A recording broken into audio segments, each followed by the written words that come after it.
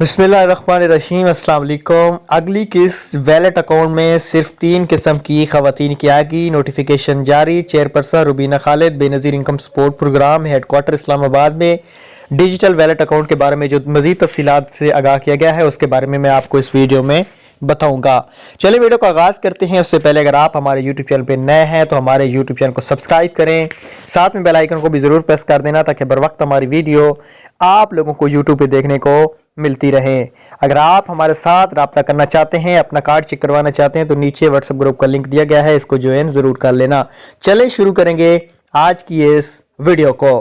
अगली किस्त digital wallet account में किसी भी खवातीन चाहे नई है या पुरानी है उसकी डिजिटल वैलेट अकाउंट में नहीं आएगी। आप लोग एक चीज नोट कर लें, अभी तक वैलेट अकाउंट बनाने का सिस्टम जारी नहीं किया गया। अभी पहला मरहले का जो आगाज है वो कर दिया गया है, जो कि सिम खवातीन के नाम पे रजिस्टर हो और वो अभी सिर्फ टैब के अंदर जो है वो लिंक हो रही है। जैसा कि आपको एक छोटी सी एग्जांपल दूंगा, आपके शनाख्ती कार्ड पे एक सिम निकली है।